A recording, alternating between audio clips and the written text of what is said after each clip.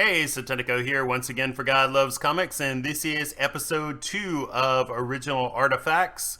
This time featuring another pair of Alan Moore's artistic collaborators. In this case, it is a rare solo venture by Stephen Bessette without the likes of John Totleben and Rick Veitch. In fact, Bessette hates drawing superheroes so much that on the rare occasions when they popped up in Swamp Thing, Veitch apparently stepped in to draw them for him. Presumably this was for the conventional heroes of the JLA and not the more supernatural ones like the Demon, the Spectre, Deadman, who all played some pretty big roles, particularly in issue 50.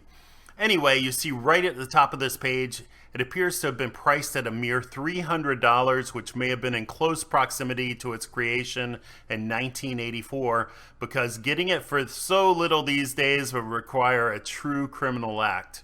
This is a wonderfully tender page, although in the first panel, Abby's face and jawline looks a bit severe and even masculine. Her hair is almost a wispy, tossed-off lines of a rushed Milo Manera, and you can see the whiteout used on her lower lip to correct her expression, but I'm not sure if it works because it's intended to be quizzical. Her expression, that is. Of course, Bessette is a master of lighting and deploys all of these near-flawless brushstrokes to cast the right side of Abby's face in shadow. It's his second panel that is the real highlight of the page. Where Bessette falters ever so slightly on Abby's close-up, he absolutely crushes it on Swamp Thing's. He's taken this monstrous vegetation and imbued him with such a look of warmth and empathy, immediately ingratiating him to the reader. Somehow, even without eyebrows, you can look into Swamp Thing's eyes and see a furnace of warmth and compassion. Nostril slits approximating a fleshless skull would look disturbing on a human, but have no such effect on Swamp Thing. Maybe because we know that those nasal cavities are nothing but wood and lichen, maybe. All these little texture lines from the nostrils down to the muzzle actually do present information, unlike the meaningless lines of, say, Peak, Image, Liefeld, or some other hack. Bessette's textures almost subconsciously tell the reader this is a weathered and woody surface, rather than one of smooth, soft flesh. Similarly, the little circles Bessette uses around the chin remind us that life is constantly in flux and growing on Swamp Thing. Benign fungus and new plant life sprouts from him like a walking garden. With their embrace in the third panel, again, the least impressive element is Abby's face. Bessette is often more comfortable and happier drawing monsters and dinosaurs than normal people, and maybe it is Totleben and Veitch who smooth out the rough spots normally with their inks. Finally, we get a mid-distance panoramic backshot of the two of them, which Bessette draws as economically as possible, and Abby's missing left arm looks a bit odd, but passable, as if she must be pointing at something or clutching her chest. Bessette again uses his even brushstrokes to define the mist of the swamp, and frames the panel in some trees all but dripping in languid moss, with porous roots crawling across the ground.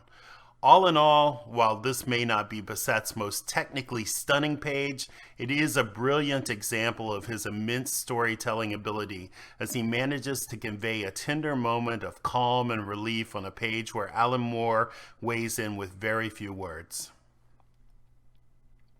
Next up, there is this fascinating piece by Alan Moore's Watchmen collaborator, Dave Gibbons, which was created to appear on screen in the Watchmen movie, and yes, I will show you the exact clip at the end of this video.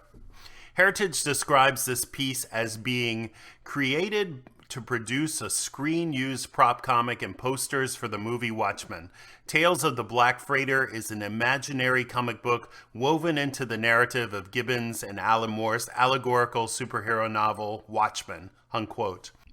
Specifically in Moore's and Gibbons' alternate Earth, Moore wishfully imagined a world where superhero comics were not the dominant mainstream genre, and instead all manner of other pulpy genres that pre-existed or coexisted with superheroes dominated the landscape. One such genre was, of course, pirate comics. And I don't need Heritage to tell me that this is a clear homage to EC Comics and specifically to the new trend book Piracy. The Gibbons book is numbered 307 indicates that this is not only a successful series for DC, but an industry staple.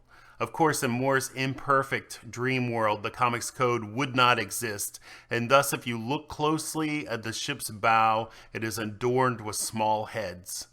Whether intentional or not, when you look very closely at the perch of this ship's bow, it could almost be an iteration of Rorschach's ever-changing mask. I doubt that was Gibbons' intention, otherwise he might have made it more explicit, which certainly would have been clever. Also, when you look at the top part, it looks almost like Hawkgirl's helm looking downward with outstretched arms. Dave Gibbons' style wouldn't be one that one typically thinks of when they think of EC, with the raucous approach of Jack Davis or the heavily detailed line work of Wood, Williamson, or Frazetta. But Gibbons would fit right in with the exceptionally clean styles of Johnny Craig and Jack Kamen. Interestingly, the central figure in the foreground bears a resemblance to Graham Ingalls' work when he was not in his more heavily detailed ghastly Ingalls mode on the beloved horror books. In fact, Ingalls' approach on early EC Westerns, and indeed on a later piracy tale after the horror line was effectively destroyed by the congressional hearings, is one more of the mundane clarity that suits Gibbons perfectly. My favorite touch here is really a tip of the hat to one of the EC artists I haven't even mentioned. That faux signature Feinberg is done in the style of Al Feldstein, with the top line of the F running the length of the name. Feldstein, of course, wrote many of these stories for EC and was a fine artist himself, even if he admitted to being a little bit stiff. But while the signature is an homage to Feldstein, the name Feinberg is really a tip of the hat to so many of the other great EC artists who were Jewish, including Bernie Krigstein, who did several classic piracy covers in his inimitable minimalist impressionist style, Harvey Kurtzman, Al Hirschfield, Al Jaffe, and of course Feldstein himself, as well as EC publisher William M. Gaines.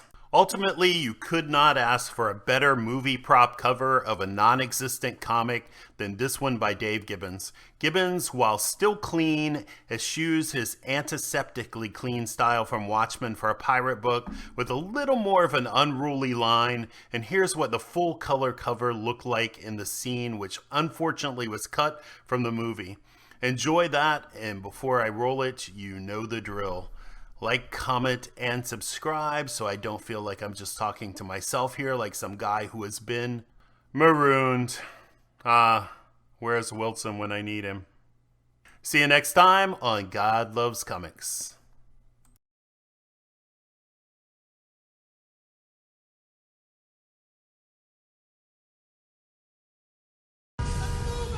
What do you think, kid? So we ought to nuke Russia and let God sort it out. Well, or at the very least, send Dr. Manhattan over for a visit. Know what I'm saying? I mean, I ain't trying to be an asshole or anything, but they're the ones who are agitating us. Now, that's just my opinion, but I'm a news vendor, you know, so I am informed. Yeah, I know. The new frontiersman, well, it's not here yet. I'd appreciate if you didn't stand around waiting, because I don't know when it's going to be here. I thought you said you wasn't foreign. Are you going to buy that?